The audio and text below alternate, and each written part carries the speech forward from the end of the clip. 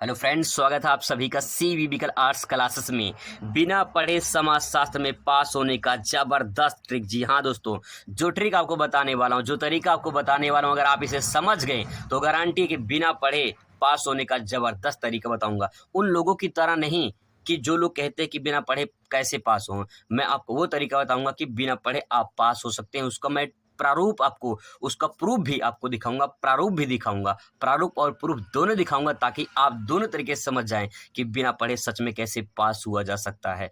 ये तरीका आपको कोई नहीं बताएगा। बहुत सारे लोग हैं कहते हैं बिना पढ़े कैसे पास हो, लास्ट में ये कहेंगे ये पढ़ लेना, ये पढ़ लेना, ये पढ़ लेना, लेकिन ये नहीं बताएंगे कैसे पढ़ें भाई, क्या करें, कैसे याद करें उसके। बस बता देते हैं। बताना आसान होता है, करना आसान नहीं होता है, इसलिए समझने की कोशिश करिए। मैं जो तरीका बताने वाला हूँ उसका तरीका जबरदस्त है, इसलिए मैंने जबरदस्त तरीका लिखा है। सबसे पहले दोस्तों आपको ध्यान में रखना, अगर आपको फर्स्ट डिवीजन पास होना है, यानी अच्छे नंबर से पास होना है, तो इस बात की गारंटी मैं लेता हूं, जो मैं तरीका आपको बता रहा हूं, बिना पढ़े आप फर्स्ट डिवीजन पास हो सकते हैं। इस बात की 100% गारंटी है। चलिए शुरुआत करते, ज़्यादा टाइम बर्बाद नहीं करते हैं। समाजशास्त्र के कुछ पेपर हैं, उनको मैं आपको दिखाता हूं। इसके बाद जो है आपको अंदाजा लग जाएगा कि सच में बिना पढ़े पास हुआ जा सकता है। दोस्तों मेरे पास ये देखिए 2023 का पेपर है और 2022 का पेपर है, ठीक है। इसके माध्यम से मैं आपको बताऊंगा कि आप बिना पढ़े कैसे पास हो सकते हैं। सबसे पहले 2022 का देखते हैं। इसमें देखिए जो बहुविकल्पीय सवाल दिए रहते हैं, इसको तो आपको करना होगा अपने आप से, क्योंकि इसमें कुछ लिखने का होता नहीं है। तो इसमें जो है अगर आप तुक्का भी मारते हैं कुछ ना कुछ, तो हो सकता है कि आपका सही हो जाए। मैं सबसे पहले आपको यहाँ पे अति लघु समझाता हूँ कि कैसे जो है आप चीज़ों को समझ सकते हैं। यहाँ पे देखिए अति लघु क्वेश्चन से समझने की कोशिश करते हैं, क्योंकि यहाँ से अब आपका लिखने का आता है। और इस प्रकार से जो है आप क्या लिखेंगे, आप कुछ भी नहीं पढ़ कर गए हैं। 3 नंबर का सवाल है, देख लीजिए, बहुत ही मोस्ट इंपॉर्टेंट होता है। आपको अच्छे नंबर से पास होने की गारंटी मैं लेता हूं, तो इस बात को मैं आपको प्रूव करके दिखाऊंगा कि कैसे जो है आप बिना पढ़े पास हो सकते हैं। सबसे पहले देखिए क्वेश्चन को पढ़ना है, आपको ध्यान से समझना है और उसके बाद जो उसको आंसर को लिखना है। देखिए राष्ट्रवाद से आप क्या समझते हैं, ये सवाल आपसे पूछा गया है। कुछ पढ़े नहीं है, कोई बात नहीं, बस ध्यान से थोड़ा समझने की कोशिश करेंगे। यहाँ पे राष्ट्र लिखा है ना, राष्ट्र आपको समझ में आता है कि नहीं आता है? राष्ट्र समझ में आता है? अगर वो समझ में नहीं आता है, थोड़ा मोड़ा अगर आप इंग्लिश समझ सकते हैं, तो यहाँ पे देखिए, यहाँ पे लिखा है नेशनलिज्म। यहाँ पे देखिए राष्ट्रवाद का मतलब नेशनलिज्म। तो नेशनल, नहीं, नेशनल मतलब क्या? नेशनल मतलब राष्ट्र होता है, ठीक है। इन्हें देश की बात हो रही है। ये राष्ट्र को हम क्या कर सकते हैं, देश भी कर सकते हैं, बिल्कुल कर सकते हैं। अब यहाँ पे वाद लिखा है, ठीक है। यह ध्यान रखेंगे, जब किसी शब्द के पीछे जो है वाद लगा रहे, तो समझ जाइए वो चीज जो है हमेशा वो चल रही है। जैसे मतलब जातिवाद, क्या जातिवाद कभी खत्म हो सकता है? कभी खत्म नहीं होता, चल रहा है। समाजवाद, जातिवाद, क्षेत्रवाद, धर्मवाद, ये सब चल रहा है ना। तो कहने का तात्पर्य है कि वाद का मतलब होता है जो शब्द उसके आगे लगा वो कंटिन्यू चल रहा है, ठीक है। अब देखिए इतना समझ में आ गया। अब देखिए, अब यहाँ पे लिखा है कि राष्ट्रवाद, देश या फिर देशवाद या फिर राष्ट्रवाद क्या है। राष्ट्रवाद का मतलब क्या होता है कि अपने देश के प्रति अपने आप को न्यौछावर कर देना। इतना समझ में आया? अगर समझ में नहीं आया तो आप ऐसा समझ लीजिए, आप उस राष्ट्र को राष्ट्र ना मानकर आप अपने जो है परिवार को मान लीजिए, ठीक है। मैं बहुत सिंपल आसान शब्द में आपको समझाता हूँ। परिवार मान लीजिए, ठीक है। आप मान लीजिए आप हैं, ये आपका परिवार है, ठीक है। ये आपका परिवार है, ये आप है, ठीक है। अब क्या होगा कि जो है ये परिवार जो है, अगर परिवार पे कोई आँच आता है, इस परिवार पे कोई आँच आती है, परिवार कोई मारता है या परिवार पे कोई भी दिक्कत होती है, तो क्या आप चुप मार के सिर्फ देखेंगे या परिवार के लिए कुछ करेंगे? नहीं भाई, परिवार के लिए जान भी देने को तैयार हो जाएंगे, ठीक है। यानी इस परिवार पे अगर कुछ भी आँच आती है, कोई इसको मारता है, इस परिवार को कोई परेशान करता है, तो आप चुप मार के देखेंगे नहीं, अपने परिवार को बचाएंगे, अपने परिवार के लिए जान देने के लिए तैयार हो जाएंगे, ठीक है। अब इस प्रकार से इस परिवार को हटा के यहाँ पे देश रखिए, ठीक है। इसको यहाँ पे देश रखिए और यहाँ पे आप हैं, ठीक है, आप हैं। अब देखिए क्या हुआ, कहानी में ट्विस्ट आ गया है। अब परिवार नहीं है यहाँ पे, अब देश है। उस देश पे अगर कोई आपत्ति विपत्ति आती है इस देश पर, ठीक है, उस देश के लिए अगर अपने आप को न्यौछावर कर देते हैं, उस देश के प्रति अपने को समर्पित कर देते हैं, तो इस प्रक्रिया को क्या कहेंगे? राष्ट्रवाद कहेंगे। बस ऐसे समझना चीजों को। अगर आप ऐसे समझ के पढ़ोगे तो दिक्कत नहीं होगी, आप आसानी से इसे कर सकते हैं, ठीक है। आई होप आपको समझ में आया होगा राष्ट्रवाद क्या होता है। अब देखिए, भारत में जनसंख्या वृद्धि रोकने के सुझाव दीजिए।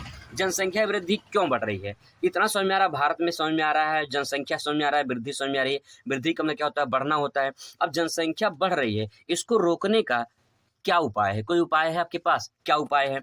देखिए, अगर मान लीजिए, आप थोड़ा अंदाजा लगाइए कि जो व्यक्ति पढ़ा लिखा होता है, ठीक है, जो व्यक्ति पढ़ा लिखा होता है, आप उसको देखिए, ठीक है, आप उसको देखिए जो पढ़ा लिखा है, और जो व्यक्ति अनपढ़ है, ठीक है, जो व्यक्ति अनपढ़ है आप उसे देखिए।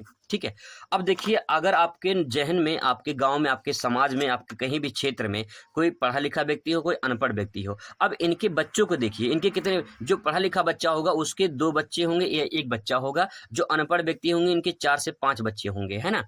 तो कहने का तात्पर्य ये है कि अगर हम यहाँ पे दोनों में चीज कॉमन क्या है, शिक्षा, दोनों में क्या कॉमन है, शिक्षा। अगर शिक्षा होगी तो हो सकता है कि जनसंख्या वृद्धि पे रोक लगाया जा सकता है। तो मिल गया एक हेडिंग, लिखेंगे क्या, लिखेंगे हम क्या यहाँ पे, शिक्षा, शिक्षा में वृद्धि कर सकते हैं। शिक्षा में अगर वृद्धि होगी, यानी महिलाओं को अगर शिक्षित किया जाए, शिक्षा में वृद्धि होगी, महिलाओं को शिक्षित किया जाए, तो क्यों ना हम जनसंख्या को रोक सकते हैं, बिल्कुल रोक सकते हैं। तो यहाँ पे देखिए जनसंख्या वृद्धि रोकने के सुझाव दीजिए, तो आपका सुझाव क्या है, यही सुझाव को देना है। अगर शिक्षा में वृद्धि किया जाए तो हो सकता है कि जनसंख्या वृद्धि से कम किया जा सकता है। दोस्तों ये पॉइंट तो समझ में आ गया कि जनसंख्या वृद्धि में अगर हम शिक्षा को जोड़ दें, नहीं शिक्षा में अगर वृद्धि किया जाए जनसंख्या वृद्धि को रोका जा सकता है। अच्छा, एक हेडिंग हो गया। अब अति लघु में जो लिखना होता है वो कम से कम 10 लाइन लिखना होता है। ठीक है, 10 लाइन लिखना होता है, कम से कम 10 लाइन लिखेंगे। तो जब 10 लाइन लिखेंगे तब आपको 3 नंबर आपको मिलेगा। 10 लाइन का मतलब होता है 30 शब्द। अगर एक लाइन में 30 शब्द लिखते हैं तो 30 शब्द हो जाएगा। 30 शब्द का मतलब समझते हैं, आधा पेज आप लिख देंगे। ठीक है, इस प्रकार से। अब यहाँ पे पहला हमें मिल गया। दूसरा पॉइंट क्या लिखेंगे, दूसरा पॉइंट लिखेंगे, अगर मान लीजिए सरकार के द्वारा अगर कोई नियम लगाया जाए, सरकार के द्वारा, जैसे कि हम दो हमारे एक, ऐसा नियम है कि नहीं है। तो यहाँ पे अगर इस प्रकार से कोई नियम लगाया जाए तो उससे हम रोक सकते हैं कि नहीं रोक सकते हैं, बिल्कुल रोक सकते हैं। ठीक है, अब यहाँ पे देखिए परिवार नियोजन, अगर हम परिवार नियोजन करते हैं, ठीक है, नियोजन का मतलब क्या होता है कि परिवार को बढ़ा रहे हैं लेकिन योजनाबद्ध तरीके से बढ़ाना परिवार नियोजन कहलाता है। ठीक है, किसी काम को करना योजनाबद्ध तरीके से करना, वो नियोजन हो गया। अब यहाँ पे आगे लिखा क्या, परिवार, तो परिवार को बढ़ाना योजनाबद्ध से। जैसे मान लो अगर एक बच्चा पैदा हुआ, ठीक है, तो उसके जो है उसमें 5 साल का अंतर होना चाहिए, तब जो है कहीं ना कहीं ये योजनाबद्ध तरीके से है। और इसके बाद दो बच्चे, अगर हमारे 2 हैं तो दिक्कत नहीं होगी, परेशानी नहीं होगी। अगर इस प्रकार से जनसंख्या वृद्धि बढ़ती है तो यहाँ पे तीसरा कारण क्या हो जाएगा, परिवार नियोजन। पहला शिक्षा में वृद्धि, दूसरा सरकार द्वारा कुछ योजना चलाई जाए, इसके बाद परिवार नियोजन ये चलाया जाए। तो इस प्रकार से जो हम जनसंख्या वृद्धि को रोक सकते हैं। 3 नंबर का पूछा है, 3 हेडिंग लिख देंगे, पूरा नंबर आपको मिल जाएगा। इस प्रकार से अगर आप समझ के लिखेंगे तो आपको दिक्कत नहीं होगी। अगला क्वेश्चन देखिए, नातेदारी को परिभाषित कीजिए, इसकी विशेषताएं बताइए। नातेदारी की पूछा है, नातेदारी क्या होता है। अगर आपको नातेदारी समझ में नहीं आ रहा है कोई बात नहीं, कोई दिक्कत नहीं है। देखिए नातेदारी क्या होता है, नातेदारी को परिभाषित कीजिए। नातेदारी, रिश्तेदारी समझ में आता है, रिश्तेदारी, ठीक है, रिश्तेदारी, जो रिश्तेदारी होती है भैया यही नातेदारी होती है। यही क्या होती है, नातेदारी होती है। अब रिश्ता कैसे बनता है, जैसे देखिए सिंपल वर्ड में देखिए, मान लीजिए एक कोई लड़का है, ठीक है, कोई एक लड़का है और यहाँ पे कोई लड़की है, ठीक है, इस लड़की से शादी करा दो भैया। देखो ध्यान से, समझ में तुरंत आ जाएगा। लड़के की इस लड़की से शादी करा दो। जब इस लड़के की लड़की की शादी हो जाएगी, इन दोनों की शादी हो जाएगी, तो इनका परिवार, ठीक है, इनका परिवार और इनका परिवार दोनों मिलेंगे। जब मिलेंगे तो इनका रिश्ता इनसे बन जाएगा, इन परिवार का रिश्ता इनसे बन जाएगा। ठीक है, अब जो परिवार ये वाला है और जो ये परिवार है ये रिश्तेदारी में बढ़ जाएगी। ठीक है, तो भैया यहाँ पे एक पॉइंट आता है विवाह। ठीक है, विवाह से क्या बनता है, रिश्ता बनता है। रिश्तेदारी क्या कहते हैं, नातेदारी कहते हैं। बन गया पॉइंट, बन गया दिक्कत। अभी देखिए कोई दिक्कत, यहाँ पे कोई दिक्कत नहीं है। मतलब दोस्तों यहाँ पे आप इस प्रकार से अगर समझने की कोशिश करेंगे तो रिश्तेदारी का मतलब नातेदारी, और नातेदारी कैसे बनती है, जब विवाह होता है। ठीक है, तो जब भैया विवाह होगा तभी तो नातेदारी बनेगी, रिश्तेदारी बनेगी। तो इस प्रकार से आप आसानी से समझ सकते हैं। अब इसकी विशेषताएं क्या है, देखिए विशेषता में क्या लिखेंगे, मैंने भी आपको बताया कि यहाँ पे रिश्ता कैसे बना, विवाह हुआ तो विवाह संबंधी क्या हो जाएगा, विवाह संबंधी जो है यहाँ पे हो जाएगा आपका विवाह संबंधी क्या हो जाएगा, ये विशेषता हो जाएगी। ये क्या हो जाएगी, इसकी विशेषता हो जाएगी। और देखिए रक्त संबंधी भी होता है। रक्त संबंधी कैसे, जैसे मान लो कोई एक व्यक्ति है, ठीक है, इस व्यक्ति के, जिससे मान लो यही दोनों व्यक्ति हैं, इन दोनों की शादी होगी तो इनके बच्चे भी होंगे। अब इनका अगर कोई बच्चा होता है, ठीक है, इनका कोई बच्चा होता है तो इनसे इनका एक रक्त संबंधी बनेगा। ठीक है, अगर इनके भाई होंगे तो ये चाचा कहलाएंगे, इनकी कोई जो है इनकी कोई बहन होगी तो ये मौसी कहलाएगी, इनके नाना नानी सब कुछ, मतलब ये रिश्ता बनता चला जाएगा। तो रक्त संबंधी और विवाह संबंधी इसकी 2 विशेषता हो जाएंगे।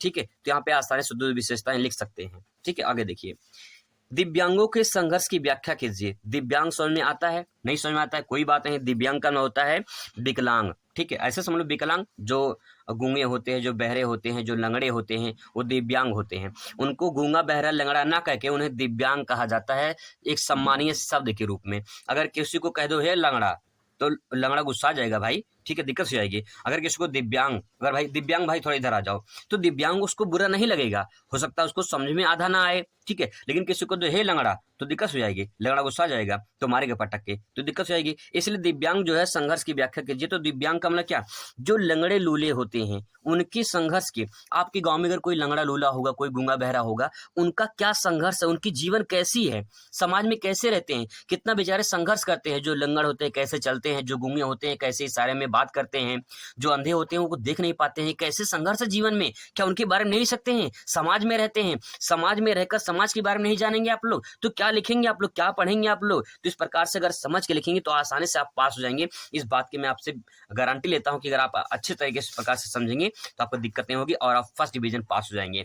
अब दोस्तों ये बात हो गई ना। अब देखिए इतना आपको समझ में आ गया। अब देखिए और देखते हैं यहाँ पे क्वेश्चन, ताकि जो है आपको समझ में आ जाए, ठीक है। यहाँ पे देखिए अति लघु देखते हैं, यहाँ पे लघु उत्तरीय देखते हैं। लघु उत्तरीय में वर्ग से आप क्या समझते हैं, व्याख्या कीजिए। अगर आपको वर्ग समझ में नहीं आता है कोई बात नहीं, वर्ग का मतलब होता है क्लास, ठीक है। जैसे आपकी क्लास में होता है कि ये कक्षा 9 क्लास है, कक्षा 10 क्लास है, कक्षा 11 क्लास है, 12 की क्लास है। तो ये जो 12 की क्लास होती है, 11 क्लास होती है, वो क्लास प्रकार से वर्ग से बटी होती है। तो समाज में कुछ वर्ग होते हैं, जैसे जैसे क्या वर्ग होते हैं, जैसे मान लो आपके गांव में कुछ लोग अमीर होंगे, ठीक है, और कुछ लोग गरीब होंगे, कुछ लोग अमीर कुछ लोग गरीब। अमीर लोगों की एक वर्ग हो गई और गरीब लोग की एक वर्ग हो गई, ठीक है। अब अमीरों का ये वर्ग है, ये गरीबों का वर्ग है, तो अमीरों को वर्ग को हम क्या कहेंगे, उच्च वर्ग कहेंगे। क्या कहेंगे, उच्च वर्ग कहेंगे। और इनको क्या कहेंगे, निम्न वर्ग कहेंगे। क्या कहेंगे, निम्न वर्ग कहेंगे। तो ये जो उच्च वर्ग होंगे, ये निम्न वर्ग हो गए। इनका कहने का तात्पर्य कि जो वर्ग में बटे होते हैं, कुछ उच्च वर्ग होते हैं, कुछ निम्न वर्ग होते हैं, और इनके बारे में आप क्या जानते हैं, इनके बारे में समझाना है आपको।